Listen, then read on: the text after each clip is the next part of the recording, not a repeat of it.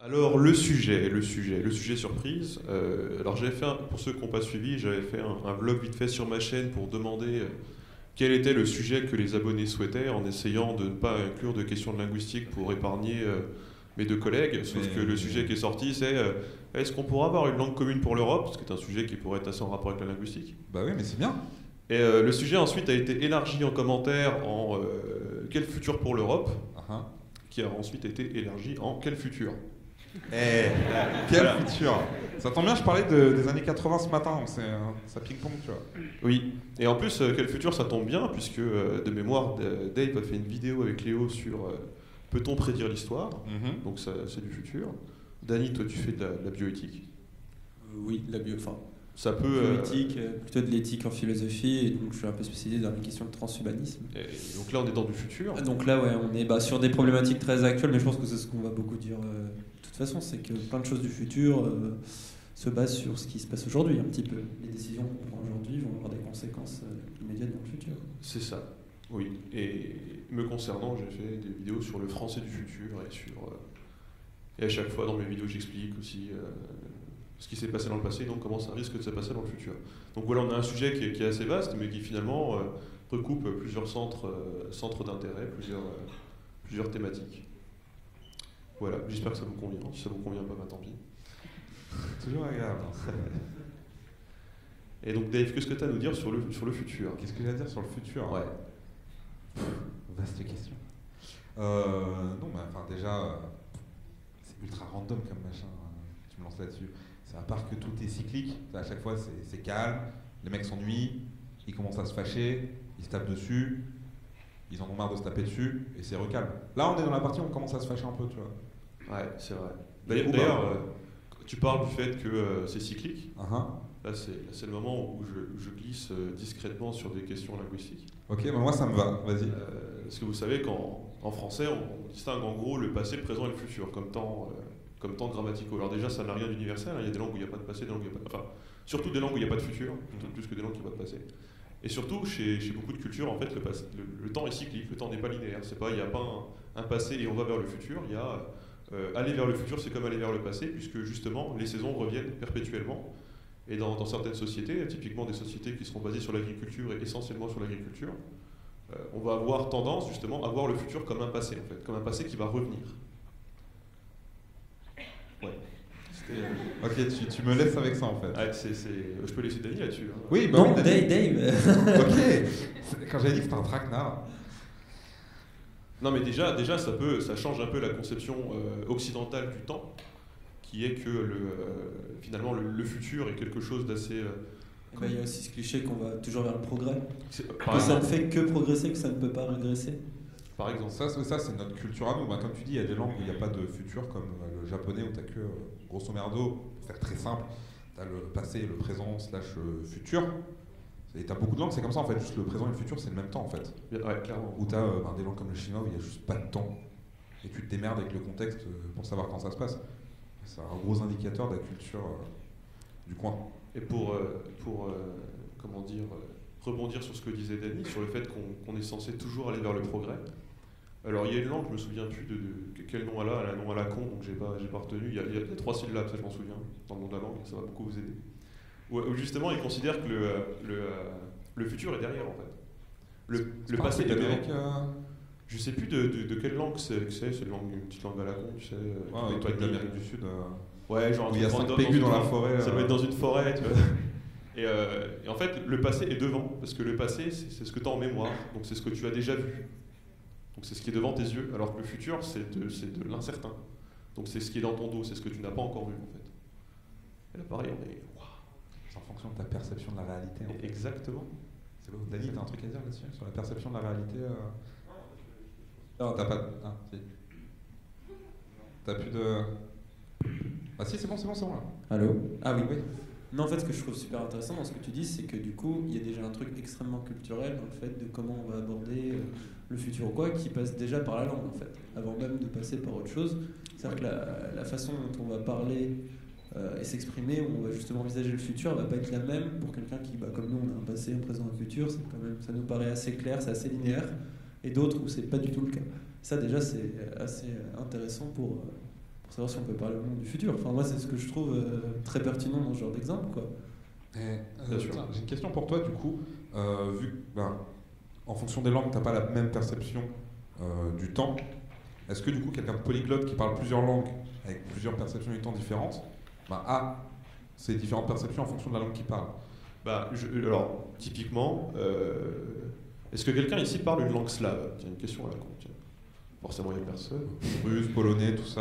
En fait, dans les langues slaves, par exemple, il y a quelque chose qui est plus important que le temps, c'est l'aspect. C'est-à-dire qu'il y a des langues dans lesquelles c'est pas tant important de savoir si l'action est passée, présente ou future. C'est plus important de savoir si elle est en cours, si elle vient de commencer ou si elle va se terminer, en fait. Ce qui est fondamentalement différent. Si jamais tu viens d'ouvrir une porte, tu peux avoir été dans le passé, commencer l'action d'ouvrir une porte, comme tu peux le faire à l'instant même. Et pour certaines langues, ils ne feront pas la différence du fait que ce soit du passé ou du présent. En revanche, ils feront la distinction entre cette action-là et une action qui a lieu, peu importe quand dans le temps. En fait, ils vont distinguer typiquement, quand tu vas dire je suis au coiffeur, ils vont le distinguer du le soleil se lève. Chez le coiffeur. Alors, on pourrait en parler. Alors ça pourrait faire un excellent débat, mais au coiffeur, ce sera très bien. On peut dire les deux. Est-ce que ça t'a heurté dans ta grammaticalité? Exactement. Est-ce que ça t'a heurté? Bon alors. Je me lève, typiquement, je me lève. Okay. Et le soleil se lève tous les matins. On pourrait avoir une différence aspectuelle qui est assez impressionnante. En fait, nous, en français, on va utiliser un verbe au présent, le verbe lever au présent, et on ne va pas distinguer dans la conjugaison le fait qu'on soit actuellement en train de se lever ou le fait que le soleil, tous les matins, de façon cyclique, se lève. Et pourtant, dans certaines langues, cette distinction sera fondamentale, par exemple. Parce qu'entre un procès qui a lieu tout le temps, dont on ne sait pas quand est-ce qu'il a commencé, dont on ne sait pas quand est-ce qu'il va finir, typiquement quand le soleil arrêtera de se lever ou à quel moment il a commencé à se lever tous les matins, ce sera fondamentalement différent de toi actuellement qui est en train de te lever. Ce ne sera pas la même conception en fait du déroulement de l'action, et donc pas la même conception aspectuelle mais finalement temporelle en fait. Et là normalement vous êtes tous en train de dormir. Ok, merci. Mais on peut recentrer peut-être un peu plus sur, parce que là du coup on est parti sur des temps grammaticaux et sur le temps cyclique, parce que c'est une petite ouverture, mais recentrer peut-être sur des choses beaucoup plus concrètes. Dans le sujet de base, mais par exemple l'Europe, où est-ce que finalement la civilisation européenne, judéo-chrétienne, occidentale, va finir en fait, ou ne pas finir. Comment est-ce que ça va se dérouler en fait? Parce que là, l'unification de l'Europe, c'est pas du tout prévu. Au final, à la sortie de la Seconde Guerre mondiale, c'était un peu la volonté, parce que vu que tout le monde s'était éclaté, là on voulait juste se retrouver dans l'amour et la fraternité et juste faire une seule nation. C'est là qu'on est parti dans tous les tripes avec l'Union Européenne, etc. Et là, au fur et à mesure que ça avance et qu'on commence à se péter un peu la tronche, tout le monde commence à se replier un peu dans son coin, d'où la montée de l'extrême droite dans pas mal de pays européens. Et les volontés nationalistes de sortie de l'Union Européenne, on a eu le Brexit, etc. Du coup, une unification de l'Europe, là tout de suite, on est plutôt en train d'aller vers le contraire, je pense. Hashtag Brexit. Hashtag Brexit. Oui, qu'est-ce que tu veux que j'ajoute? Je sais pas, tu dis, ouais, le transhumanisme, on va tous de l'Europe au transhumanisme, je vois pas forcément le lien. Eh bien, je sais pas, on peut trouver un truc, on peut trouver une carotte. Non, on peut simplement recentrer sur le sujet de base, de savoir, et si jamais il y avait une union politique de l'Europe, comment est-ce qu'on communiquerait les uns avec les autres? En anglais. Voilà. Vous pouvez partir, bonne journée. Oui, parce que là tout de suite c'est la lingua franca de tout le monde pour communiquer. Il y a encore le français qui essaye de rester dans les trucs officiels. En Europe, ce serait pas plutôt l'allemand qui serait... Alors, vu que l'Europe est très... En termes de nombre de... En fait, il y a un truc qui va être très drôle, c'est qu'avec la sortie du Royaume-Uni de l'Union Européenne... Si ça arrive un jour, parce que ça n'a pas l'air de... Ouais, ils sont pas chauds en vrai. En vrai, théoriquement, ils ont dit nous on veut plus. Oui. On va considérer qu'ils sont plus là. T'avais le truc très drôle des recherches Google au lendemain du Brexit, genre c'est quoi l'Union Européenne? C'est un vrai truc. C'était un peu triste. C'est dommage d'avoir voté avant de savoir. Ouais. Mais en tout cas, ça fera que En fait, je sais pas si vous... En gros, en Europe, chaque pays doit choisir une langue nationale en fait. Et il y a des pays qui sont anglophones. Malte est un pays anglophone, par exemple. L'Irlande est un pays anglophone. Pourtant, l'Irlande a choisi comme langue nationale le gaélique irlandais, même s'il n'y a que 2% de la population qui la parle, parce que voilà, c'est comme ça. Ah, mais ils essayent de le remettre en avant, là, justement. Ils essaient de le remettre en avant, mais ils essayent, voilà, ils essayent beaucoup. Il faut essayer plus fort, hein, parce que ça marche pas. Et il y a Malte aussi, où Malte c'est le maltais, la langue nationale.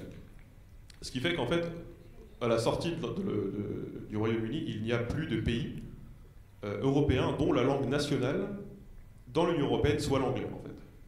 Pourtant, il n'y a jamais eu autant de documents officiels écrits en anglais dans l'Union européenne. C'est à peu près 90% des documents, c'est tout en anglais, en fait. Alors qu'on était à peu près sur un tiers français, enfin en gros 40% français, 40% anglais, 20% allemand il y a 20 ou 30 ans. Et comme le disait Dany, ce qui est aussi surprenant, c'est que la première langue maternelle en Europe, dans l'Union européenne, c'est l'allemand, en termes de nombre de locuteurs. Les Allemands sont extrêmement anglophiles aussi. Et pourtant, c'est la langue, de toutes les langues de travail, c'est celle qui est la moins utilisée. Et donc effectivement, c'est une question qui est assez intéressante, c'est si jamais il y a l'union politique de l'Union européenne, est-ce qu'on sera obligé d'utiliser finalement une langue qui est la langue nationale de personne? Et quitte à choisir une langue qui est la langue nationale de personne, pourquoi est-ce qu'on n'en prendrait pas une qui soit différente en fait, qui soit neutre? Quoi, genre l'ouzbek? Genre, normalement dans la salle, il y a toujours un mec qui se lève et qui dit espéranto. Là, on n'en a pas eu.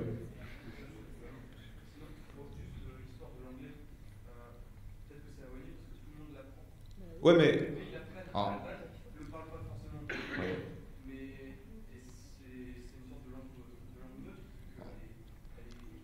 Alors McFly, notre jeune homme au premier rang, dit l'anglais, on l'apprend parce que c'est... on choisirait l'anglais parce que c'est la langue que tout le monde apprend. Du coup, ça fait un truc un peu neutre qui est internationalisé. Le fait est qu'on apprend tous l'anglais parce que justement, c'est... En fait tu peux retourner la question, en fait. Tu prends pas l'anglais parce que tout le monde l'apprend, par contre tu l'apprends parce que tout le monde l'utilise, en fait. Et tu peux retourner complètement la chose. En fait, il y a un rapport qui avait été commandé à l'Union européenne, qui avait été auprès d'un économiste qui s'appelait Grain. Voilà, il s'appelait Grain. Il était suisse. Comme un grain. Et ils lui ont demandé, non pas comme un grain, G-R-I-N. Et ils lui ont demandé quel scénario, quelle politique linguistique pour l'Union européenne. Une question qui n'a jamais été résolue, finalement. Puisque l'Europe, en matière de politique linguistique, déjà en matière de politique culturelle, ils sont pas trop chauds, politique linguistique, ils ne le sont pas du tout. Et le rapport disait, prenez tous l'espéranto, c'est ce qui va vous coûter le moins cher. Et c'est ce qui sera le plus neutre. Le scénario le plus cher, c'est passer tous à l'anglais. Et on est tous passés à l'anglais. Et typiquement, enfin juste je finis, typiquement, en fait, tu disais que ça pouvait être neutre, c'était ton argument, et en fait, économiquement, ça ne l'est pas du tout. Parce que si jamais tout le monde se met à apprendre l'anglais, où est-ce que tu envoies tes gamins à l'école pour qu'ils parlent bien anglais? Tu les envoies pas en Pologne. Donc économiquement parlant, c'est très bénéfique pour les États-Unis, le Canada, l'Australie et le Royaume-Uni de manière générale. En fait, dans leur balance commerciale, au niveau des exports, le cinéma que tu consommes, c'est du cinéma américain, les séries que tu consommes, c'est des séries américaines, les bouquins que tu lis, ça va être des bouquins en anglais plutôt que des bouquins en polonais, par exemple, parce que les bouquins en polonais, même les polonais, je sais pas si... C'est le polonais est quand même une langue assez compliquée. Et finalement, sur le plan purement économique, ça va être dans la balance commerciale des pays anglophones, ça va être un surplus de dingue, en fait. Tout le monde va vouloir s'inscrire dans leurs universités, juste pour la langue qu'ils parlent, et pas pour leur système, parce que souvent, en plus, c'est des systèmes. Mais ça arrive déjà aujourd'hui.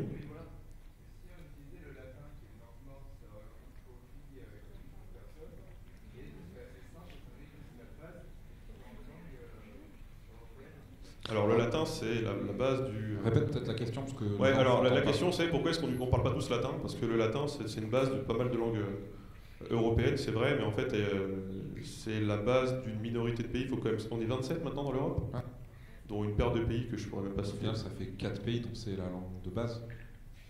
Portugal... 6. Belgique, France, Portugal, Italie, Roumanie... Pardon, il n'y a pas la Suisse. Espagne, Luxembourg... Roumanie. Ça en fait quelques-uns. Ouais. Moldavie, qui sont pas de langue. Mais c'est le même problème que l'espéranto. En vrai, l'espéranto, c'est pas si neutre que ça. C'est majoritairement une base latine, si je ne me gourre pas. C'est plus simple, l'espéranto quand même. Le latin, il faut se mettre de bonne heure, tu vois. Ouais. Ah bah voilà, en plus, tu proposes une langue horrible. Non mais voilà, tu t'aimes pas ça et tu...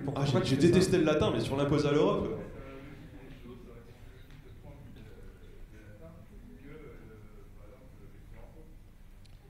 Non, en fait, l'espéranto, il y a quelque chose de... En fait, il y a ce qu'on appelle la valeur propédeutique de langue, c'est-à-dire, c'est la capacité que tu as à apprendre une autre langue après une langue donnée, en fait. Typiquement, si tu apprends l'espéranto, tu vas apprendre beaucoup plus rapidement plein d'autres langues. Tout simplement parce qu'il y a une base lexicale, il y a une grammaire qui sera plus simple et qui sera peut-être commune à d'autres langues.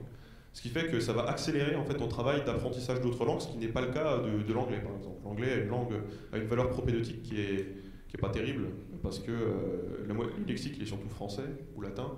Et ça, finalement, c'est le cas pour la plupart des langues latines. Donc, tu pourrais le faire en italien, tu auras une meilleure base. Et la grammaire est germanique, mais pas trop.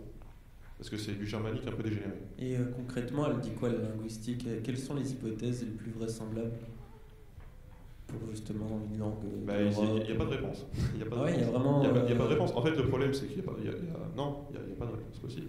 Le truc, c'est que c'est politique en fait, c'est un problème, c'est politique. C'est politique et économique, ces décisions. Avant, on a eu le français, il y avait le latin avant, et maintenant c'est l'anglais. Donc ça dépendra de qui décide, peut-être le chinois, tu vois. Si tous les pays de la CEI, ça s'appelle, la communauté des États indépendants, c'est ça, l'ancienne URSS, ça s'appelle la CEI maintenant. S'ils apprennent tous le russe, c'est pas parce que le russe c'est hyper facile et que c'est vachement cool, tu vois. C'est parce qu'ils ont été colonisés par des Russes avant et qu'ils le sont toujours plus ou moins aujourd'hui. Donc là, c'est pas du tout un problème qui est linguistique, c'est un problème qui est politique. Et de toute façon, comme tu le disais, avec la montée des nationalismes et tout, ça risque d'être un peu compromis. Pour le moment, l'idée d'une Europe unie et toute puissante. En fait, moi je pense que l'anglais risque effectivement de s'imposer comme langue de communication internationale, c'est déjà plus ou moins le cas. D'ailleurs, Paris, le slogan des Jeux Olympiques, je ne sais pas si vous avez suivi, ce sera Made for Sharing. Hein? Ce sera fait pour partager. Made for sharing. Ah, okay, d'accord. Mais t'avais un accent bien français pour le coup. Je parle très mal, je me permets. Retire ton acte grammatical. Non, mais comme je suis aussi nul que toi, je me le permets. Espèce de glottophobe. D'ailleurs, merci pour ta vidéo parce que ça m'a déculpabilisé. Et du coup, tollé parce que c'est drôle parce qu'il y a une des langues officielles du comité olympique qui est le français. Et quand la France se présente, elle fout tout en anglais, quoi. Elle veut tout foutre en anglais. Le slogan et la cérémonie d'ouverture. Ça la fout mal quand t'es à Paris et que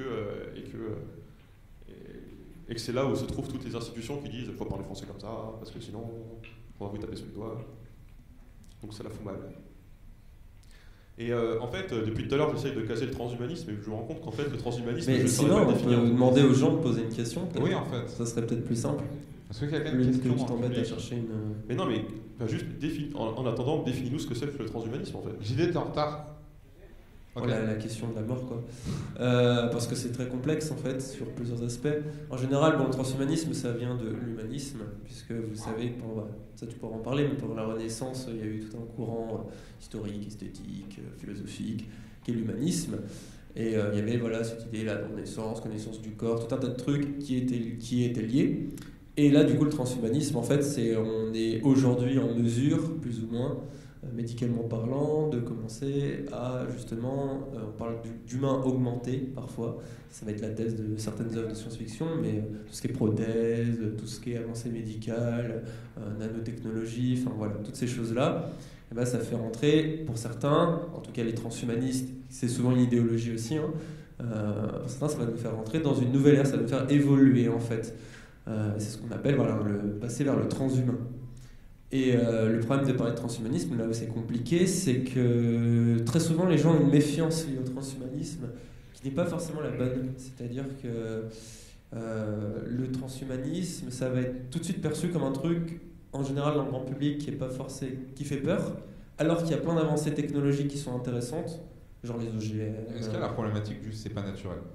Il y a cette problématique-là qui revient beaucoup, et en plus, comme on tombe dans une société de plus en plus, qui revient à des valeurs conservatrices, il y a la religion à la place de la morale qui revient aussi en force. Et ben là, forcément, ça rentre un peu en contradiction avec cette vision très scientiste, j'ai envie de dire, des choses, du progrès, etc.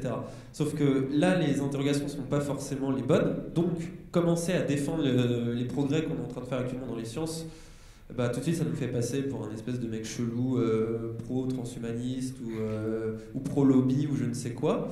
Et à l'inverse, quand on commence à dénoncer les choses réellement inquiétantes dans le transhumanisme, enfin pas forcément les dénoncer, mais juste les interroger, là on passe tout de suite pour un anti-transhumanisme primaire, alors qu'en vrai ça va probablement se faire, qu'on le veuille ou non. C'est déjà en train de se faire tout court. Ah oui, c'est ça.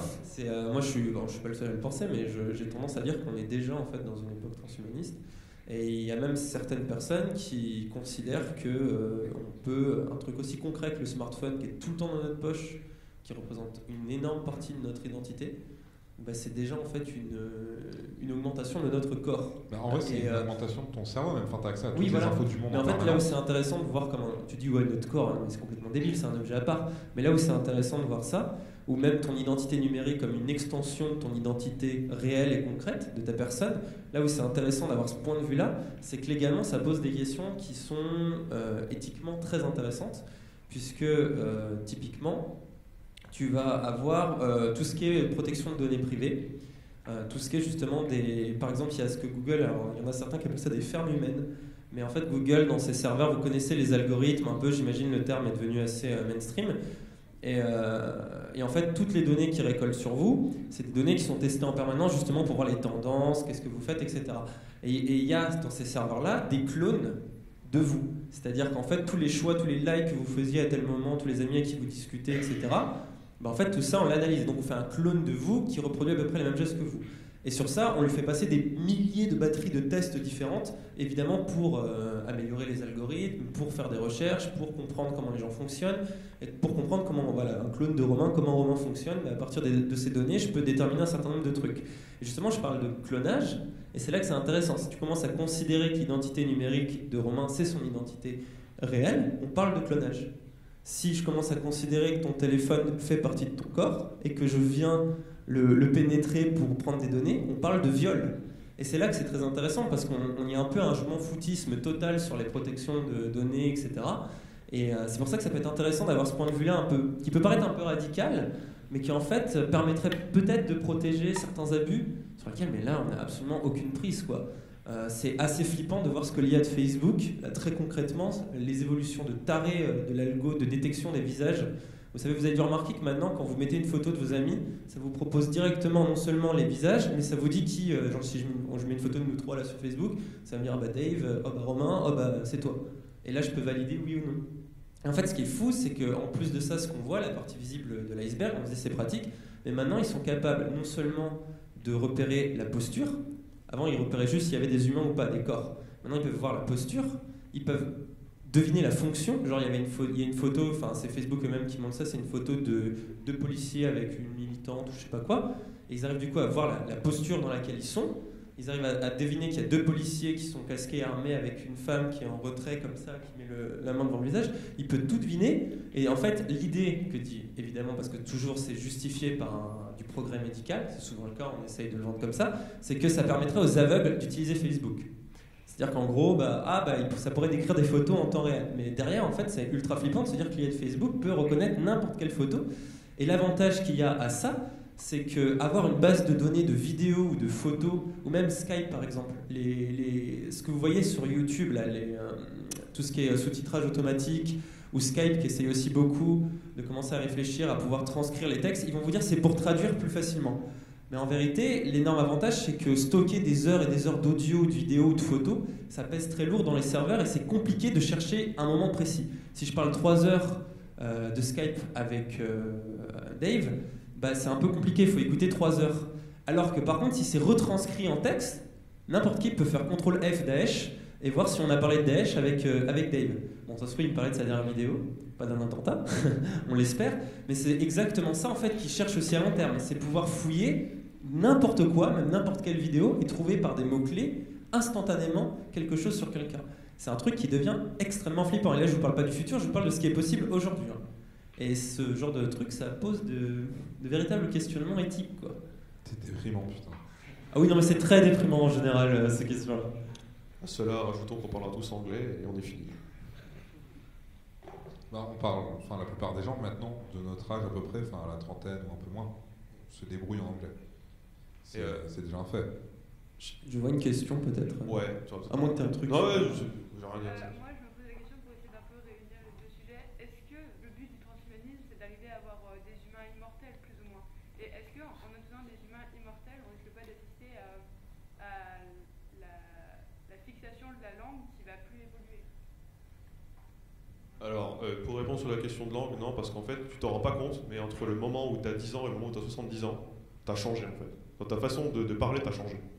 C'est juste que c'est tellement subtil et c'est tellement des tout petits morceaux à la fois que si jamais on te faisait, toi, t'écouter à 10 ans, enfin, Admettons que tu puisses vivre 250 ans, 300 ans, si jamais on te faisait t'écouter à 10 ans et à 250 ans, tu entendrais probablement d'énormes différences. Tout connement, enfin, si t'habitais dans le... il y a Viviane de Syllabus, ça s'entend très bien. Tu peux habiter dans le sud de la France à 10 ans et bouger au Canada à 16 ans, tu vas changer d'accent. La grammaire peut changer, les mots changent. Ça évolue déjà de ton vivant maintenant, en fait. Donc oui, comme il dit, laisse 300 ans à ça. Même juste, je sais pas, admettons, t'as une très bonne pote ou t'as un copain ou je sais pas quoi, ou une copine, enfin, on s'en fout. Juste, tu passes la moitié de ton temps par jour avec. Avec le temps, vous allez développer des mots, des expressions ou des extensions de sens à des mots qui seront juste communs à votre groupe social qui sera composé de 2 personnes. Donc juste le fait de communiquer avec une autre personne, régulièrement, continuellement, fera que de toute façon vos modes d'expression vont s'adapter à vos 2 personnalités, à votre environnement, et que ça va évoluer. Donc moi je ne pense pas que ça fixera pas. Peut-être ça pourra peut-être ralentir, ça je sais pas. Mais ça fixera pas en tout cas, pas tout à fait. Et pour les questions de... Après, si c'est un début de certains transhumanistes d'unifier l'humain au plus possible, avec une langue commune, avec des trucs... Il y a certains transhumanistes qui font ça. Par contre, l'immortalité, ça par contre, c'est effectivement un but qui est clairement plus souvent recherché. Ah mais ça pose des gros problèmes du coup. Ah bah oui. Non mais déjà ça pose une question même métaphysique sur la mort et sur un tas de trucs qui est très intéressante. Mais au-delà de l'immortalité, déjà il y a la notion de durer le plus longtemps possible, qui sera peut-être réservée, pas à tout le monde, mais à une certaine caste. Emmanuel Macron va peut-être vivre 200 ans. Vous dites on l'a peut-être pour 4 ans là, mais attention, on l'a peut-être pour plus longtemps que ça. Quand il briquera son 53e mandat... C'est ça, ouais. Mais en plus, le pire, c'est que c'est envisageable, tu vois. En tout cas, qu'il puisse durer peut-être un peu plus longtemps que les autres grâce à certaines aides, quoi. Et moi j'ai une question qui est, admettons que ça se passe par un transfert de conscience dans une IA, pas dans une IA mais dans une forme de numérisation de la conscience. Est-ce qu'on pourrait hacker Macron comme on hack Google par exemple, tu vois? Après ça de toute façon c'est même ce que aujourd'hui par exemple Mec, tu peux hacker des gens non, mais même dans la neuroscience on commence à se rendre compte qu'on peut supprimer la mémoire avec certaines impulsions électriques. Ouais, c'est vrai. Ou même donc déjà on peut te hacker avec des impulsions électriques, tu vois, à l'ancienne, on a même pas. Et on peut implanter de faux souvenirs aussi. Oui. Ça fait flipper. Voilà, ils le font avec des souris, tu traumatises une souris sur du bleu en lui envoyant des chocs électriques. Et ensuite, tu la refous dans la même boîte et elle capte immédiatement que c'est un truc qui craint pour elle à cause de la couleur. Tu sais, juste en parlant aux gens, tu peux les retourner des fois. T'es pas obligé d'aller triturer le cerveau directement. Mais c'est plus drôle. Et après, le transfert de conscience, que je trouve assez intéressant avec cette idée, c'est qu'il y en a pas mal qui parlent de ça pour l'immortalité. Moi, le truc que je trouve un peu piégeur là-dedans, c'est qu'en fait, tu devrais quand même mourir dans ton corps. C'est-à-dire que, imagine, je me copie-colle sur un ordinateur, genre je me copie. Donc je me copie. Donc le gars là, le Danny sur l'ordinateur va faire putain moi je suis immortel, sauf que moi je serai toujours là, tu vois, je me suis juste copié. Donc je devrais quand même mourir dans ce corps. Et même si on imagine que je dis écoute je me transfère, donc après je meurs dans ce corps, je crève dans ce corps quand même. Donc a priori ici dans cette salle personne n'échappera à la mort. A priori, je pense pas me tromper en disant ça. Peut-être vous arriverez à vous sauvegarder, en tout cas une autre identité de vous, et puis à partir du moment où c'est une copie, je sais pas, déjà être une copie de soi qui a pas conscience de la mort et qui peut, je sais pas, par exemple aller sur internet, sur les réseaux, tu vois. Je pense déjà tu changes instantanément en l'espace de 10 secondes, alors j'imagine pas sur 10 ans. Ça pose aussi la question de ce qu'est un individu et un corps, comme agissant en partie, c'est peut-être philosophique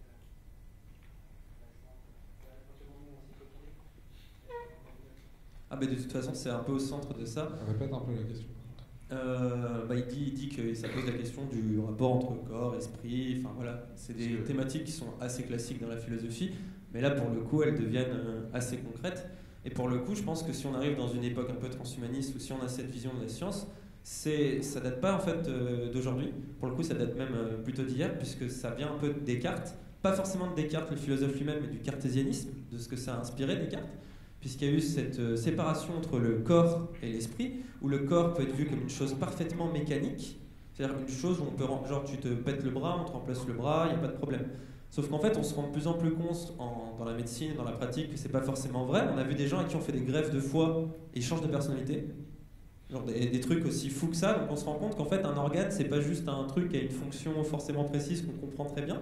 Surtout que d'une personne à l'autre, ça change complètement. Il y a même des gens qui font juste comment on dit, enfin des dons de sang quoi, qui perdent du sang et qui ont besoin de faire et qui peuvent changer aussi sur des fois des détails infimes, mais il y a des gens colériques qui l'étaient plus. Voilà, parce qu'ils ont fait une prise Ils de deviennent sang. anémiques. Voilà, c'est complètement. Non, mais c'est complètement fou quand il réfléchit. Et du coup, il y a ça qui est un petit peu contradictoire. Mais c'est ce qui mène aussi, du coup, à cette époque-là où on commence à considérer que finalement, si on peut avoir un membre qui est plus efficace, pourquoi pas le couper, quoi. Et c'est vrai qu'il y a des gens qui sont prêts à s'automutiler pour avoir des meilleurs gens ou des trucs comme ça. Enfin, il y a des gens qui ça fait kiffer d'imaginer ça. Et ça pose certaines questions, quoi. Après, le truc très souvent, c'est qu'on en image, tu sais, le cyberpunk, le côté ouais, ça va être les riches, enfin, c'est Deus Ex, quoi. Genre les riches vont s'augmenter de ouf et les pauvres vont rien avoir. Et en fait, maintenant, tu as de plus en plus de gens qui disent attention, parce qu'en fait, le transhumanisme, il est fort probable. Dans tout ce qui est médecine, la médecine très très avancée qui vaudra assez cher, c'est évident que ça va être réservé à une caste. Parce que c'est le cas actuellement, en fait. La meilleure médecine, c'est sûr, quand tu es Johnny Hallyday ou Jacques Chirac, enfin, je pense que c'est peut-être des gens qui auraient déjà clamsé s'ils n'étaient pas aussi connus et s'ils allaient à l'hôpital bondé aux urgences comme n'importe quel péon, tu vois. Mais donc déjà, c'est déjà un peu le cas aujourd'hui. En France, on a la chance d'avoir quand même la sécurité sociale, mais aux États-Unis, c'est déjà complètement carrément le cas. Mais donc ça, c'est assez sûr. Mais par contre, il y a pas mal de gens qui disent qu'en fait, justement, le transhumanisme va surtout toucher les prolétaires. Ce qui est déjà le cas un peu aujourd'hui, puisque tu remarqueras que dans des pays où des gens n'ont pas de sous, ils ont tous des smartphones, ils sont tous en train d'échanger des données, ils sont tous en train de jouer à des Candy Crush, ils sont tous en train de faire des trucs comme ça. Et cette idée que ton corps pourrait juste servir d'outil, genre on te change ta main, tu perds ta main et on te fout un outil à la place, bah c'est un truc, voilà, ça c'est le prolétaire ultime quelque part. Et c'est peut-être les riches qui pourraient vivre de la manière la plus organique, bio possible. Et ça pourrait être vu comme un truc, tu vois, comme ça pourrait la vision Deus Ex, du premier Deus Ex, enfin le premier de la nouvelle série, c'est-à-dire le Human Revolution. Au début, c'est vu comme un truc un peu snob, genre d'avoir des membres augmentés, c'est trop cool. Et après, le Mankind Divided, enfin la suite, où là, par contre, c'est très mal vu et ça revient les gros nazes de la société qui sont augmentés. Ça peut être une vision ou l'autre. Il y a de plus en plus de gens qui disent attention, il est fort probable qu'en fait, ce soit les prolétaires qui subissent le plus le transhumanisme et que les autres l'aient que pour la médecine. Et le reste, qu'ils aient des vies très organiques. Mais c'est déjà un peu le cas aujourd'hui, et t'as des... Enfin, tu regardes tout ce qui se passe avec la passion du sport un peu en ce moment, de vivre sain, etc. Il y en a qui considèrent que c'est un peu déjà une forme de transhumanisme. On utilise des connaissances scientifiques sur la nutrition, sur le contrôle, etc. pour se créer des corps parfaits. Regarde l'industrie hollywoodienne, n'importe quel acteur qui fait, je sais pas, mon poids, il va jouer dans un film de super-héros, boum, ça devient une montagne de muscles. Parce qu'on a les connaissances scientifiques pour transformer n'importe quel individu en une montagne de muscles. Il faut un budget pour ça.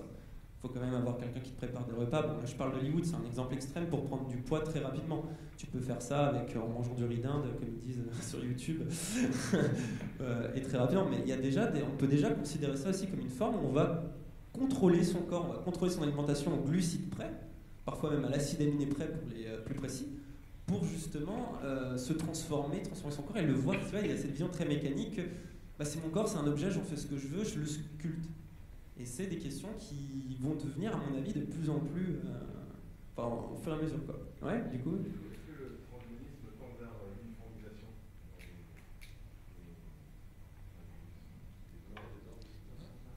Est-ce que le transhumanisme tend vers l'uniformisation des gens? Bah après, les gens ont quand même toujours envie de se distinguer, je pense, tu vois. Après, voilà, peut-être qu'une classe sociale va viser... mais c'est déjà, même dans la langue, ça, tu pourrais dire que dans la langue, c'est déjà le cas. Tu as différentes façons de parler en fonction de ta classe sociale. Après, voilà, le transhumanisme, ça veut tout et rien dire, c'est ce que j'ai dit au début. Tu as tellement de courants, tu as tellement de gens. Tu as des gens qui pensent au transhumanisme juste pour aider des gens.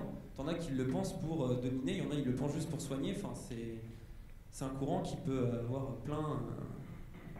Mais sur la langue, je pense que tu pourrais dire 2-3 trucs déjà sur... Bah, après, ouais, par exemple, tu peux avoir dans une langue, en fait, tu as plusieurs registres différents, par exemple. Avec l'anglais, on voit ça arriver, on a parlé aussi de l'école, d'apprendre l'anglais, des avantages politiques et économiques, mais est-ce que c'est vraiment possible? Mais... 7 milliards à parler anglais. Alors, on pourrait être 7 milliards à parler anglais dans la mesure où tu considères que l'anglais c'est quelque chose de très large. Oui, pareil, on va prendre la question juste après. Tu vas te péter le bras, mon pauvre.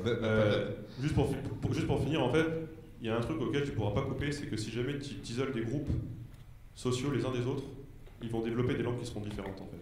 Et même au sein d'un même pays. Typiquement, c'est un exemple que j'aime bien, c'est la Grèce. La Grèce, en fait, jusqu'en 1973, peut-être, en tout cas dans les années 70, il y avait 2 Grecs en fait. Tu avais le grec kathalegousa, ça c'est le grec des riches, c'est le grec. Alors kathalegousa, ça veut dire purifié, ça veut dire qui a été rendu pur. Donc pas d'emprunt étranger, ils avaient rajouté un génitif parce qu'il y avait du génitif en grec ancien que ça faisait quand même vachement bien, alors qu'ils en avaient plus, hein, mais ils se sont dit on va le rajouter artificiellement. En fait, ils avaient essayé de créer une langue artificiellement plus pure. Mais du coup, beaucoup plus dur d'accès, parce que seuls ceux qui avaient le temps et l'argent pour l'apprendre, et du temps, le temps c'est de l'argent finalement, c'est des formations, c'est des précepteurs, c'est une certaine classe sociale, des certaines écoles, etc. Eux pouvaient avoir accès au kathalegousa qui était la langue officielle. Tous les autres, ils avaient juste le grec de la rue, qui lui avait pris la tangente en fait. Il avait pris la tangente depuis un bout de temps. En fait, le grec kathalegousa, il a été basé sur le démotiki, donc sur le grec populaire, mais on a voulu le faire. En fait, c'est un peu comme si on prenait du français aujourd'hui et qu'on voulait le faire plus ancien français, en fait. Et qu'à la fin, t'as l'impression que c'est une espèce d'hybride chelou. Tout le monde dit qu'il est pur, alors qu'en fait, c'est un petit bâtard dégénéré. Et comment dire, et ça, et personne ne le comprend. Et en Grèce, ce qui a fini par se passer, c'est que les pauvres et les riches ne parlant plus la même langue, au bout d'un moment, ils ont dû vraiment retourner à une situation où tout le monde parlait la même langue parce que c'était plus possible.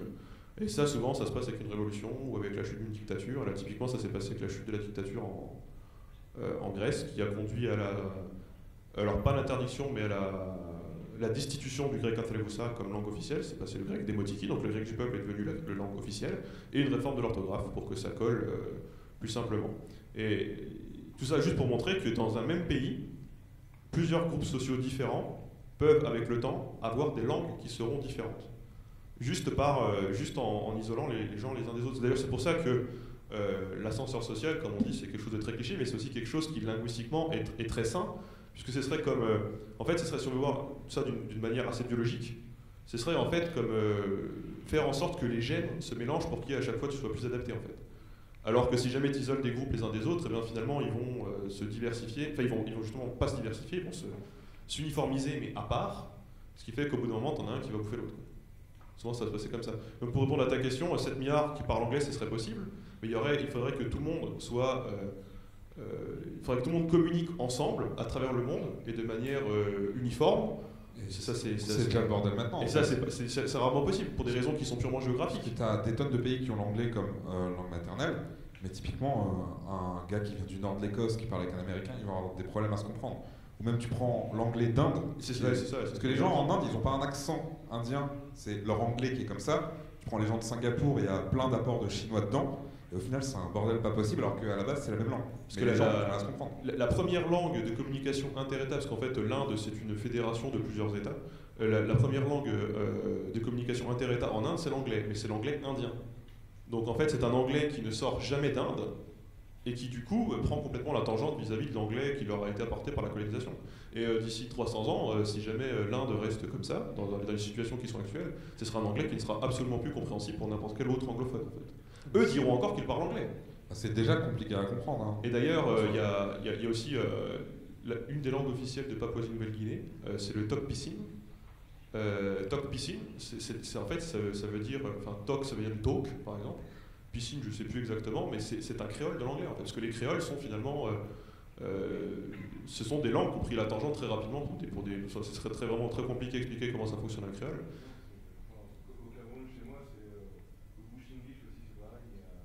Ouais, voilà, des créoles, en fait, c'est parce qu'on a voulu imposer une langue à des mecs et ça n'a pas marché. Si tu mets un créole à l'écrit, tu vois très bien la langue d'origine, mais si tu l'écoutes parler, c'est absolument incompréhensible si tu n'as pas l'habitude. Mais il suffirait juste un truc tout con, hein. Admettons, tout le monde parle anglais, tu vois. 7 milliards de personnes, enfin, si on a encore 7 milliards, je pense que ça va monter un petit peu, tu vois. Et là, boum, guerre nucléaire, famine, fonte des glaces et tout, et le merdier, tu vois, ça rend le merdier. Le merdier, pas possible, et genre, t'isole, il y a des gens, ils sont sur des îles et ils se retrouvent complètement isolés. Bah, tu reviens 200 ans plus tard, ils parlent plus la même langue que toi. Ah, tu regardes typiquement toutes les îles de Polynésie, Madagascar, etc., c'est les mêmes mecs qui sont partis d'un même point, qui parlaient la même langue, et tu vas de Madagascar à la Nouvelle-Zélande, ils parlent des trucs qui n'ont rien à voir, c'est pas compréhensible du tout entre eux, quoi. Bah, pareil avec nous, en fait, hein, on a le latin, maintenant on se retrouve à parler n'importe quoi. Oui, mais même juste le portugais brésilien ou le portugais de Portugal. Même s'il y a plusieurs portugais brésiliens et il y a plusieurs portugais de Portugal. C'est incompréhensible. Bah, le québécois, on a du mal avec les québécois aussi. Ah non, on n'a pas de mal avec les Québécois. Ça dépend Comment de c'est mec. pas avec ça. Tu vas dans des bleds, tu comprends que. Mais tu vas dans des bleds. Et tu vas dans des blancs dans Haute-Marne, t'arrives pas à comprendre ce qu'ils font. Voilà. Alors du coup, la question du fond avec les... Voilà. Enfin, vas-y. Oui, donc, du C'est coup, ton moment. oui, notre enjeu, je me demandais, est-ce qu'on pourrait, avec le progrès de tout ce qui est traducteur automatique, etc., vu qu'on parlait de faire une langue qui serait commune, est-ce qu'on pourrait sinon imaginer, est-ce que ce serait possible à l'avenir d'avoir par exemple, chacun a quelque chose, un appareil, une oreillette, quelque chose comme ça, et d'avoir un ordinateur qui serait capable de traduire n'importe quelle langue dans la langue qu'on parle, et du coup, Ouais. Ils en rêvent, mais je pense que tu vas expliquer pourquoi c'est très compliqué à faire. En fait, le problème de la machine entre guillemets aujourd'hui, c'est qu'elle ne comprend pas le sous-texte en fait. Elle ne comprend ni le contexte, ni le second degré, ni les références culturelles, ni l'ironie, ni le sarcasme. Et tout ça, malgré tout, ça a l'air de rien, mais c'est presque ce qui prend le plus de place. Donc, pour l'instant, c'est très compliqué en fait. Si jamais on avait juste des appareils qui prenaient tout premier degré, on a certaines personnes qui sont comme ça. Je ne sais pas si on parlait comme des appareils. En fait, il y aurait une énorme partie du message qui serait perdue, peut-être même la partie la plus essentielle. Donc pour l'instant... Comme on a dit, il y a plusieurs perceptions, il y a des perceptions de plein de choses qui sont différentes dans plusieurs langues et qui sont pas, qu'on ne peut pas retranscrire dans d'autres langues. Et Alors déjà, ça c'est un problème, puisqu'on parlait par exemple tout à l'heure de la conception du temps. En fait, comment est-ce que tu vas traduire l'aspect quoi ? Quand le mec il veut insister sur le fait que tu es en train d'ouvrir la porte et que et pas qu'elle est ouverte. Quand tu dis j'ouvre la porte en français, on ne sait pas si tu es en train de finir de l'ouvrir ou si tu viens juste de commencer, par exemple. Dans certaines langues, ça va être important de le dire. Comment est-ce que tu vas faire pour le distinguer, à moins de faire des... Alors, à moins de vraiment déjà avoir... directement rendre une image mentale de la chose dans la tête, et là, c'est... Là, il faut tu être... prends une langue comme le japonais où c'est ultra contextuel, où avec 2 mots, si tu as le contexte, tu peux te faire tout un paragraphe, ben là, tu es dans la merde avec un traducteur. Oui, et puis il y a aussi un truc tout bête, en fait, en fonction des régions ou en fonction même de ta famille. Et comme je disais tout à l'heure, même juste 2 personnes qui communiquent, pour un même mot, elles peuvent avoir des sens qui pourront être différents, ou alors même un univers qui sera différent, ça on le voit beaucoup en politique. En fonction des mots qui sont utilisés dans certaines familles politiques, ça ne fait pas appel aux mêmes réalités ou au même folklore, en fait. Quand la droite te parle de dette, c'est pas comme quand l'extrême gauche te parle de dette, en fait. Ils n'ont pas du tout la même idée derrière. Après, voilà, ce qu'il ne faut pas oublier, c'est ce que j'ai dit tout à l'heure, c'est-à-dire que souvent, ces logiciels-là, on va vous les présenter de manière à... Parce que vous dites, putain, c'est trop cool, dans le futur, on va aller... C'est la vidéo qui était devenue virale sur Facebook, où c'est un mec, il va au Japon, là, il a un bidule, il fait tic, il fait bonjour, comment allez-vous ? Et son truc parle directement en japonais, les japonaises en mode trop bien, et après, du coup, il arrive à les draguer, à les mettre dans son lit. Bon, c'est un peu vite fait comme truc, mais ce qu'il faut bien comprendre, c'est que derrière, l'idée, c'est pas tellement peut-être d'aider à justement créer un truc de langue, parce que je pense qu'ils se rendent bien compte des difficultés qu'il y a, sinon ils l'auraient déjà fait, mais plutôt, comme je disais, de pouvoir retranscrire déjà du texte même premier degré, parce que tu peux chercher des keywords, et quelqu'un qui parle très souvent de politique par exemple dans ses conversations Skype, ça peut être une excellente personne à surveiller pour, par exemple, je sais pas, une loi renseignement en France, un truc comme ça qui pourrait aider, ou la NSA. Enfin, vous avez vu ce que Snowden a raconté ? Parce que c'est un peu inquiétant ce qui se passe avec les données privées quand même. Ce qui est très intéressant dans ce que tu dis, c'est qu'en fait, on fait en politique un truc qui s'appelle des analyses lexicométriques, c'est-à-dire on prend les discours des gens ou leurs interventions, on transcrit tout le texte, et on regarde quelle structure ils utilisent le plus, et à quelle figure de style ils utilisent le plus, et quels mots finalement ils mettent en avant, et à quel moment. Et avec tout ça, on arrive à déterminer des profils. Et ça, on le fait depuis longtemps. Par exemple, on sait que Mitterrand, il était comme ça, on sait que Jospin fait du Chirac en 2002, justement. C'est Nation Builder, ça s'appelle ? Le site là qu'ils utilisent tous, dont Jean-Luc Mélenchon, dont Macron, etc. Voilà. Je crois que ça s'appelle Nation Builder. Je ne sais pas si quelqu'un ici voit de quoi je parle et peut confirmer, parce que je ne suis pas sûr du nom. Non ? Bon. Et il y a quelqu'un qui me dit que c'est ça ? Ouais. C'est ça, c'est le site qui permet d'agréger les données sur c'est ça. les électeurs. Voilà, ça permet d'agréger du coup les données sur les électeurs, de récolter leur sexe, leur genre, ceux qui les intéressent, les mesures importantes pour eux. Et c'est un truc qui va permettre à l'homme politique nouveau de pouvoir changer son discours en fonction de ce que les gens attendent vraiment. C'est comme la publicité ciblée en fait. Ce qui a révolutionné Google, ce qui a fait que Google c'était génial, c'était que les gens tapaient ce qu'ils avaient envie. C'est-à-dire vous venez d'acheter un chien, vous tapez, je sais pas, panier, comment éduquer son chien, etc.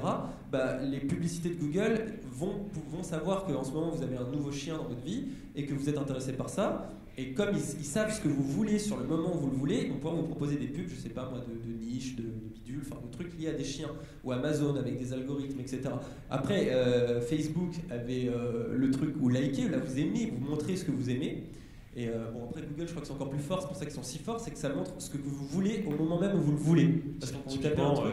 Des tampons quand t'as tes règles, par exemple. Voilà, parce qu'ils arrivent à déterminer. Savoir quand est-ce que tu as tes menstruations et savoir. Et savoir tout, savoir quelle maladie tu as, quand est-ce que tu as eu la grippe, parce que tu as tapé grippe sur Google. En général, quand tu tapes grippe et que tu vas regarder 3-4 pages, c'est pour voir les symptômes, pour voir si c'est bien ce que tu as, quel médoc, est-ce qu'il faut voir un médecin. Bah, du coup, Google, c'est tout ça avant même toi ou ton médecin, quoi. Donc c'est déjà flippant.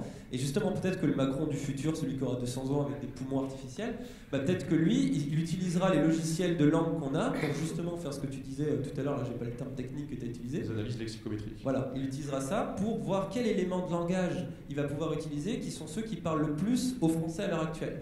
Vu déjà sa campagne et comment il l'amène, enfin, un outil comme ça dans ses mains, ça fait de lui un mec encore plus redoutable. Et c'est des trucs auxquels il faut réfléchir, parce que les données, c'est pas juste finalement la vie privée, etc. C'est aussi ça, c'est aussi à un moment donné, on va pouvoir nous analyser sans même qu'on se rende compte, en fait. On se fait analyser. En fait, même d'ailleurs, quand on y pense, le jour où la machine pourra analyser le sous-texte, elle pourra peut-être aussi ancrer, et elle pourra nous manipuler, en fait. Et là, ça pose d'autres problèmes. Ouais, mais ça, après, de toute façon, toutes les logiques de deep learning, c'est des IA qui, en fait, ce qu'on appelle le deep learning, c'est des IA qui sont capables. En fait, en gros, avant, si vous voulez, quand vous êtes, je sais pas, informaticien, vous voulez résoudre un problème, vous codez un programme, je sais pas, par exemple, pour faire une addition, vous codez un programme qui va permettre de faire l'addition, genre, après vous lui dites 2 plus 2, ben, il fait 4, parce que c'est un truc qu'il a compris. Le deep learning, c'est qu'on va donner un minimum d'informations possibles au programme, et c'est à lui de trouver une solution. Donc il trouve des solutions qui sont complètement étranges. Typiquement, il y a un exemple assez édifiant avec Pong, où on lui montre juste le score, et c'est tout. Et on lui dit, faut augmenter ce score. Il doit jouer à Pong. Donc au départ, évidemment, là, il fait n'importe quoi. Et au bout de 360 minutes, il joue comme un dieu coréen, j'en sais rien, qui maximise tout, et il tire une fois la balle là, et il sait d'avance que, hop, elle va faire ça, enfin, il prévoit tout à la seconde parce qu'il a compris. Et on ne sait pas nécessairement comment il a compris. Et un des exemples qu'on utilise beaucoup, c'est justement pour la recherche de visage sur Google Images. C'est-à-dire que, par exemple, vous demandez à un de ces logiciels-là de vous montrer un chien, il va vous montrer des X et des croix et des bidules. Pas du tout comment ça vous représentez un chien vous, mais la machine c'est comme ça qu'elle a repéré que souvent les chiens sur les photos c'était telle donnée, tel machin, telle image, telle posture, et du coup elle arrive à le faire. C'est ça qui fait que ce que je parlais, la détection de corps et de photos sur Facebook est devenue si performante. C'est grâce à ce genre de choses. Et du coup il y a de plus en plus là pour le coup des mecs à la Silicon Valley assez tarés du bulbe qui adorent ça, qui commencent à envisager que pourquoi pas, vu que nous on est plein d'affects, là c'est vraiment la vision hyper rationnelle, cartésienne dans le mauvais sens du terme presque j'ai envie de dire, ils commencent à se dire, vu que nous les humains on est trop nuls pour se gouverner, pourquoi pas à un moment donné demander à une IA de trouver pour nous le meilleur système politique. Ça fait iRobot. Bah ouais voilà, et puis ça se trouve ils vont nous virer, ou ça va finir comme dans R, ils vont se barrer et faire une société alternative parce que nous on pue du cul, et peut-être que ça va être la fin de l'humanité, mais peut-être que du coup on va faire naître une nouvelle civilisation. Voilà, on n'en sait trop rien, mais c'est un des futurs envisageables, quoi. Et il y a des mecs qui sont à fond là-dedans, quoi. Il y a même des gars qui sont pour le déclin de l'humanité, c'est pas grave. Ce qui est intéressant, c'est qu'on aura créé un truc qui est mieux que nous. Et du coup, déclin de l'humanité, pas de Macron qu'à 200 ans. J'espère. Ça peut être l'avantage. Ouais. Une question sur le transhumanisme. On a tous à peu près joué à un jeu vidéo et on a soit triché, soit à un moment on l'a trouvé trop facile et on a perdu le goût du jeu vidéo.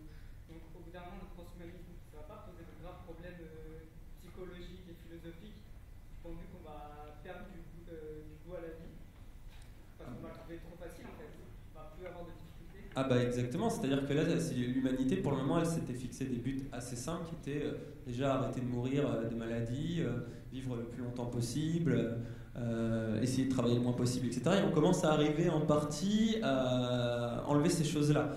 Sauf que du coup après, il reste tout le reste. Et si demain on vit dans une société où ça y est, il n'y a plus de travail, il n'y a plus de machin, il n'y a plus de trucs, il va falloir trouver comment s'occuper, effectivement. Et c'est pour ça peut-être que la vie, enfin c'est la phrase de Woody Allen, quoi, l'immortalité c'est long, surtout vers la fin. Je pense que c'est une phrase qui est terriblement vraie pour ce genre de truc. Mais c'est une des questions qui a à se poser. Est-ce qu'on va pas tous finir avec une drogue récréative, tu sais, comme les rats là, qui appuient sur le truc et qui se droguent jusqu'à qu'ils meurent? Parce que finalement, si un jour on trouve une drogue qui n'a pas d'effet secondaire et qui peut durer éternellement autant qu'on veut et qu'on tripe et qu'on est dans le plaisir absolu, peut-être que certains humains vont décider de faire ça toute leur vie. Finalement, pourquoi pas, quoi.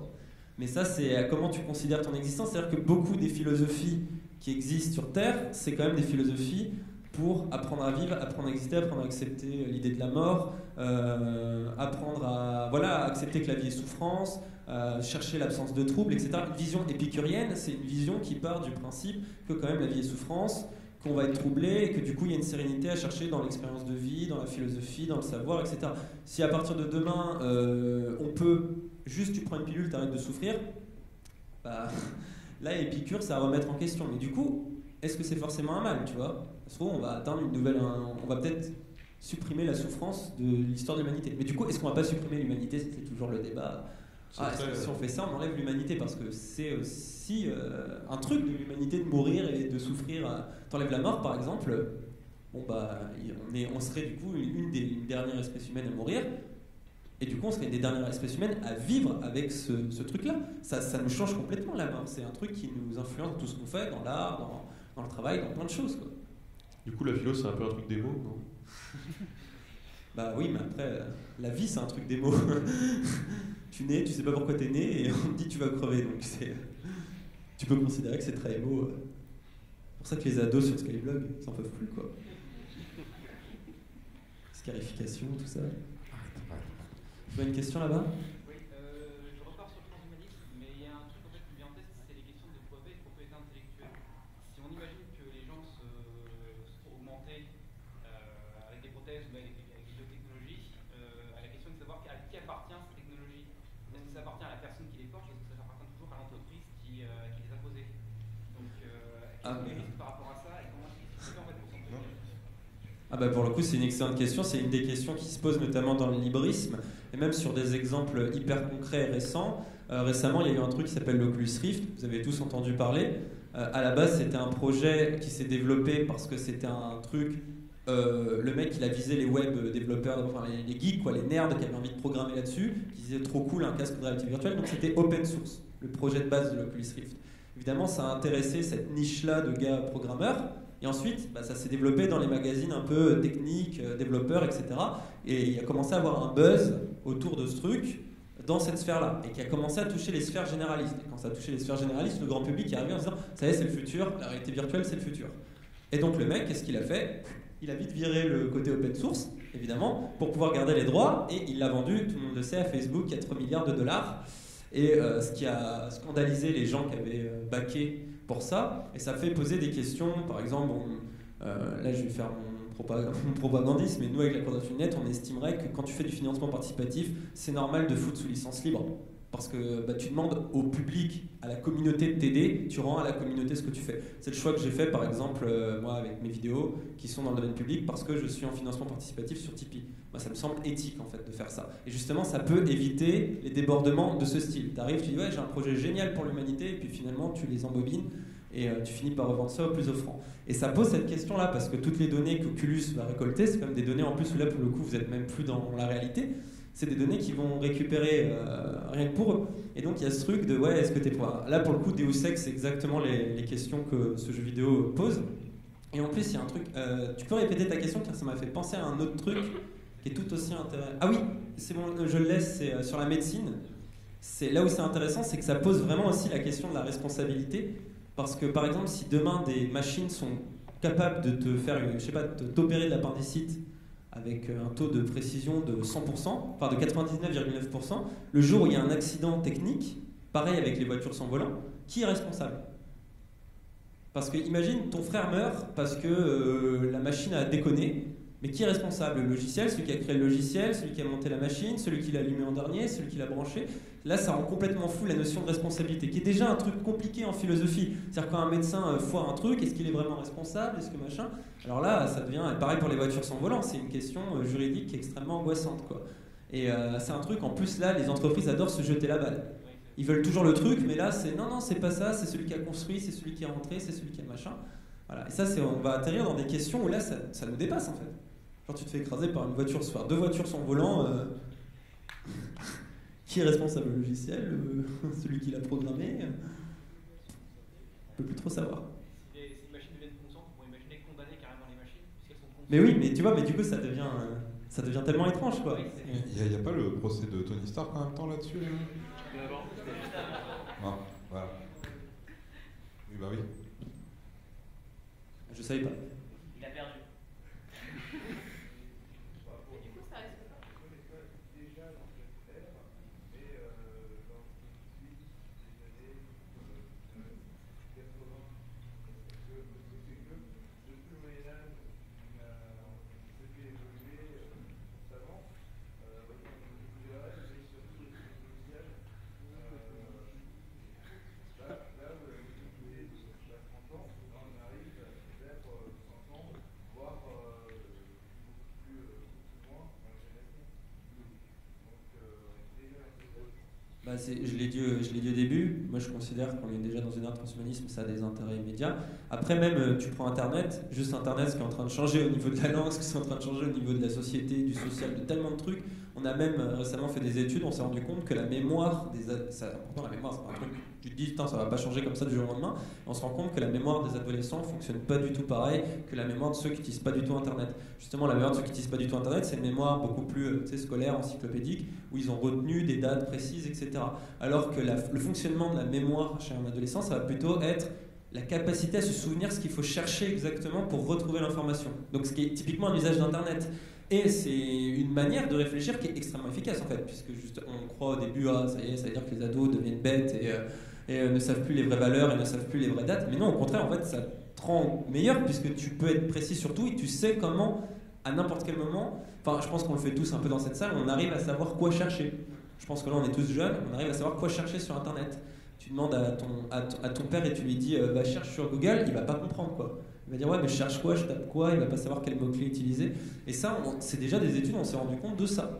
Donc il y a déjà, tu vois, une modification là purement en plus organique du fonctionnement du cerveau par un outil complètement informatique.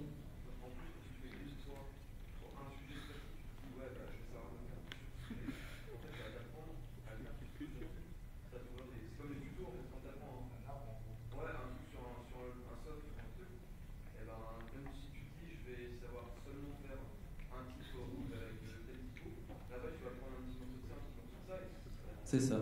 Et c'est là que les notions de bien et mal, elles sont toujours floues. Souvent on dit que la jeunesse d'aujourd'hui, ça y est, c'est n'importe quoi parce qu'elle croit tout ce qu'elle voit sur Internet. Et justement, ça peut être un des excès qu'on peut y voir, c'est que maintenant les gens se méfient de tout. Tu peux voir ça comme un excès, quelque chose de mauvais. Et en même temps, moi j'ai tendance à penser que c'est positif. C'est-à-dire qu'avant, on allait avoir la position du savant, le médecin, le professeur, le journaliste à la télévision, le spécialiste. Et aujourd'hui, les gens en fait vont avoir cet instinct de se méfier parce qu'ils savent que sur Internet il y a un tas de conneries avant tout, et aussi peut-être d'aller vérifier. Il y a un esprit critique qu'on a remarqué plus fort chez ces gens qui sont capables de faire de la recherche, qui est un truc qu'on t'apprend maintenant à l'université, même à la fin d'un parcours universitaire, on t'apprend un peu à faire de la recherche, à vérifier tes sources.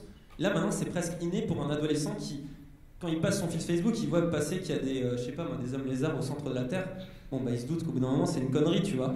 Et donc après quand il verra Macron lui dire des trucs, il va peut-être se dire ah oui toujours Macron, on y revient. Il va peut-être se dire tiens je vais chercher voir s'il raconte pas des trucs. Ça peut être une version positive de le voir, mais ça peut aussi créer ce qu'on appelle le post-truth, le complotisme. Ça peut aussi créer. C'est pour ça que c'est compliqué de parler de bien et mal. Il y a des changements, on ne perçoit pas tout. On n'a pas assez de recul, là pour le coup. Il faudra voir ce que disent les historiens dans 300 ans, et qui nous jugeront, à mon avis, avec beaucoup de violence. Parce que j'étais con. Au Moyen-Âge, avec la religion qui est présente, et qui essaie de masquer des choses de la vie réelle, et ça s'est démystifié, quoi. C'est un peu pareil. Même, tu prends l'imprimerie, hein. Là, entre l'imprimerie, tout ce que ça a changé dans la gestion du savoir, moi j'estime qu'Internet c'est une révolution au moins aussi importante que l'imprimerie. Au moins. Si c'est pas le feu en fait, si c'est pas les flammes même, tu vois. Mais oui, parce que aujourd'hui les gens avant ils sont tous du coup ont pu devenir des lecteurs et maintenant peuvent tous devenir des vecteurs d'expression. Parce qu'on est ici nous-mêmes en ce moment même sur cette estrade, mais ce que vous pouvez tous être aujourd'hui avec Internet. Et c'est un truc, tu vois, la jeunesse là, qui grandit actuellement et que tout le monde dit c'est des cons parce qu'ils sont sur Snapchat toute la journée et qui regardent des vidéos de merde sur YouTube. ben, c'est quand même des gens qui ont l'habitude de dire juste, qui s'expriment en des tweets pour parler de leur coupe de cheveux ou de trucs complètement débiles. Donc tout le monde dit c'est des cons. Sauf qu'à un moment donné, ces gens ils vont grandir, ils vont être politisés comme nous. Ils vont peut-être pas forcément se laisser faire aussi, ils vont avoir envie de s'exprimer parce qu'ils ont l'habitude, ils se sentent légitimes de s'exprimer, alors que c'est peut-être plus difficile pour des gens, je sais pas, comme mon père, qui ont jamais eu le seul moyen dans leur vie de s'exprimer, ou que ce soit, et qui vont pas nécessairement aller sur internet pour raconter leur avis. Alors qu'un ado qui le faisait sur sa coupe de cheveux, il va peut-être le faire sur ses conditions de travail, tu vois. Et ça, ça peut être aussi un aspect positif, tu vois. Mais c'est compliqué, ça va tellement vite. Tu vois, je crois qu'on a dépassé le temps imparti. Ah, on se fait engueuler ou pas? Non. Oh bon. Tu veux encore Tu veux mettre une rallonge là? Tu veux parler si du vous êtes père crevé, parler du père si tu veux. Et de Macron. Digitalisation. Il y a une question là-haut, si je me gourre pas. Voilà. Ouais, pour revenir à la question de la personne qui est, c'est la question qui est relative à la profitabilité du vivant, savoir qu'au final, maintenant, toutes les manipulations génétiques, c'est des machines qui les font, et donc c'est des maths. Et est-ce qu'on peut breveter un théorème de Pythagore ou pas, qui a été vrai il y a 3000 ans, qui le sera encore dans 3000 ans, parce que c'est des théorèmes. Bah là j'en sais rien, il faudrait demander pour le coup un expert un peu juridique sur la question. Je vais pas trop m'avancer dessus. Moi j'ai envie de te dire, la science ça devrait être domaine public quoi qu'il arrive. Oui voilà, après moi je suis libriste donc tu me demandes, science c'est appartient tout, à même tout la le monde. culture, tout dans le domaine public. Et je pense que justement internet, les usages qu'on fait d'internet, je pense pas que là les créateurs du web qui utilisent des images qui chopent partout, s'ils commencent à faire chier avec les droits d'auteur, mais sérieusement quoi, hypocrite tu vois là pour le coup. Moi je veux rien. Mais du coup, ça devient un peu compliqué, même toute la culture du remix dans laquelle on vit. Tu poses un gif de Gandalf à tes amis sur Twitter en réaction Giphy, tu vois. T'es en train de faire un truc qui est illégal. Donc on est en train de dépasser ces questions-là, et tant mieux. Justement, l'open source, tout ça, c'est peut-être par là aussi qu'on va y arriver. Et c'est peut-être là qu'on va peut-être poser aussi des questions éthiques que le monde financier ne pose pas, en fait. Et puis le jour où t'es immortel, le coût du droit d'auteur après la mort de l'auteur, s'il meurt pas, c'est chiant quand même. Oui, c'est vrai. Ça c'est relou, tu vois. On a une question ici. Oui. Oui, pour rebondir un peu sur justement l'immortalité, est-ce que, ou en tout cas l'augmentation de l'espérance de vie, est-ce que au contraire de se dire qu'on serait dans une bulle où on n'aurait plus de cette souffrance, est-ce que ça nous ouvrirait pas plutôt des nouvelles portes, par exemple l'exploration spatiale ou notre corps justement pour être augmenté, amélioré pour nous permettre de voyager plus loin ou dans des conditions plus extrêmes? Bah oui, mais après, tu vois, aujourd'hui, tu es capable de faire des trucs de fou, genre prendre un avion, il y a le bout du monde, etc. Est-ce que ça rend pour autant ta vie moins misérable, tu vois? C'est ça aussi le truc, c'est que d'un côté, il y a cette idée, ouais, on va pouvoir s'augmenter et faire des trucs de fou. Le truc, c'est que, il y a une phrase, alors c'est sûr, je sais plus, mais qui disait, ouais, j'ai déménagé pour tromper l'ennui m'a suivi. Je suis pas sûr que si on va sur Mars, les gens vont pas s'ennuyer, surtout sur cette planète qui a l'air d'être quand même une condition de merde. Donc, genre condition de merde, ça a l'air pas mal, le sable dans les chaussures toute la journée. Voilà, on se dit, oh, c'est trop cool, on va sur Mars. Et en vrai, la recherche spatiale, maintenant tout le monde s'en fout en fait. Regarde, c'est fait 1. Il y a plein de planètes, en fait, tu te fais trop chier, t'es là à rouler. Bon, il y a rien à faire. On a fait dans l'espace, on met plus de thunes, on en met de moins en moins, ça intéresse plus personne maintenant. Si, c'est un Elon Musk. Et voilà, mais Elon Musk il est tout seul. Ouais, voilà, le mec, c'est Batman dans sa tête. Et il y a un truc duquel on a c'est vrai, hein, c'est que tout ça, pour faire tout ce qu'on a dit, pour aller encore plus loin dans la recherche, dans le transhumanisme, même dans la construction européenne ou dans quoi que ce soit, en fait, pour tout ça, il faut de l'énergie. Bientôt, on n'en aura plus. Oui. On fait comment? On se démerde comment? Parce que bientôt, plus de pétrole, plus de charbon, plus de gaz. Et même, on n'a pas encore la suite, quoi. Le réchauffement climatique, tout ce qu'on va se prendre dans la gueule là, qui commence à être assez violent, ça va peut-être aussi freiner les ambitions de certains qui commencent à espérer que la science va pouvoir tout résoudre. Ça commence à être difficile là, de négocier avec la nature, quoi. Le retour de bâton qu'on va se prendre. C'est vrai qu'il y en a, c'est pour ça qu'Elon Musk va aller sur Mars. C'est que lui, il dit bon, de toute façon, c'est Mars, on est foutu. Pourquoi pas, tu vois, mais c'est vrai que ça a posé, quoi. On a un monde là où tout va pas être possible de faire non plus. Je vois une question. Oui, justement, sur cette question des ressources, en fait, on parle beaucoup de transhumanisme, mais est-ce que ça va juste se faire? Parce que les prothèses qui vont être réalisées, si on prend par exemple le Deus Ex, chaque prothèse ça coûte extrêmement cher à faire, que ce soit en ressources naturelles, en énergie, etc. Est-ce que ça va juste, et déjà qu'on tape dedans trop fort sur les En vrai, c'est compliqué. C'est une bonne question parce que ça permet aussi de revenir un peu à du concret et du terre-à-terre. Très souvent, les gens ils disent ouais, c'est bon, demain on a tous des bras augmentés. Vous avez vu les prothèses d'avant-bras les plus avancées au monde. Alors c'est trop cool, le mec il a pas le poignet, il peut tourner sa main à 360 degrés. Ça, c'est un truc qu'on peut pas faire nous à cause de notre poignet. Mais par contre, il faut se rendre compte que quand ton bras il est coupé là, les muscles que tu utilises pour fermer la paume de ta main, c'est des muscles qui sont là. C'est des muscles qui sont pas précis. Donc déjà, c'est 1 an chez le kiné à comprendre comment ce muscle-là, tu peux l'actionner. Et ensuite, du coup, c'est un truc intuitif où tu dois actionner ce muscle-là pour fermer ta main. Alors que là, quand tu fermes ta main, tu fermes ta main, tu cherches pas à aller plus loin. Et du coup, même si un gars peut prendre clairement un couteau dans ses mains et peut du coup s'aider de ça pour manger, c'est ce qui est un progrès énorme pour quelqu'un qui est amputé. C'est pas incroyable. T'es pas en mode Adam Jensen, je retourne des mecs tranquille, je cours 3 fois plus vite. Après, voilà, pour les jambes, on a vu, il y a une mannequin là qui avait perdu ses 2 jambes. Et elle est très contente parce que comme elle est mannequin, en fait, elle dit ouais, très souvent il y a des top modèles qui viennent me voir. J'ai oublié son prénom, je suis désolé, son nom. Elle dit ouais, très souvent il y a des top modèles qui viennent me voir et qui me disent ah ma pauvre, t'as perdu tes jambes. Et elle répond, aussi stupide que ça peut avoir l'air et aussi violent que ça peut avoir l'air, elle répond ah mais c'est génial parce que regarde, je peux assortir mes jambes à ma tenue. Voilà, mais là c'est quel est ton intérêt dans la vie, tu vois, c'est toujours pareil. On revient à ce qu'avait. J'avais fait une vidéo sur Nietzsche et 2001, l'Odyssée de l'espace, le mec qui fait sa pub. Mais justement, c'est une des questions de 2001, l'Odyssée de l'espace. C'est que pendant tout le film, t'as un progrès technique. Enfin, le mec, il te résume ça, genre, il jette. T'as le singe qui tue au départ, il jette un os, et hop, ça devient ce vaisseau spatial. Donc là, ça, c'est le progrès technique de l'humanité. On arrive au vaisseau spatial, on est passé de l'os, qui est un outil qui a servi à tuer quand même d'abord, c'est l'ironie de Kubrick. Et en fait, à la fin, ce qu'il en plus ou moins, ce que le film sous-entend, c'est une interprétation possible, il y en a d'autres, mais l'une qu'il entend, c'est de dire que, quand même, ok, on progresse techniquement, mais quand est-ce qu'on va progresser spirituellement, quoi ? Quand est-ce qu'on va progresser, on va développer notre humanité ? Ça, c'est une thèse plutôt philosophique, tu vois, de dire, merde, peut-être qu'en fait, l'un des trucs que l'humanité aurait mieux à faire que justement aller sur Mars, et se faire chier sur Mars, ça serait déjà apprendre à apprécier la vie ici-bas, ici et maintenant. Et là, tu reviens à des théories philosophiques très concrètes, très pratiques, anciennes, à de la sagesse, à des formes comme ça. Ça aussi, c'est un truc intéressant dans toutes ces possibilités-là, quoi.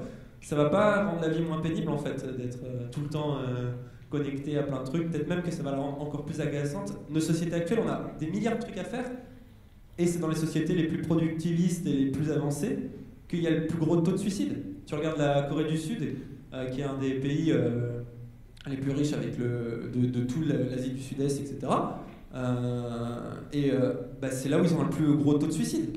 Même en Corée du Nord, les mecs qui viennent de Corée du Nord et qui arrivent en Corée du Sud, ils disent c'est dingue comme ils ont l'air dépressifs dans ce pays. Alors que les mecs qui viennent de la dictature, quoi. Ça pose aussi de sérieuses questions. Les gars ne retourneraient jamais en Corée du Nord, mais ils se rendent compte que le stress des conditions de travail, l'overdose d'images, etc., c'est des trucs qui nous dépriment profondément, quoi. Donc c'est aussi une question à se poser, quoi. Je crois que c'est la conclusion. On a des questions à se poser. Ouais. C'est bon. C'était un peu la conclusion.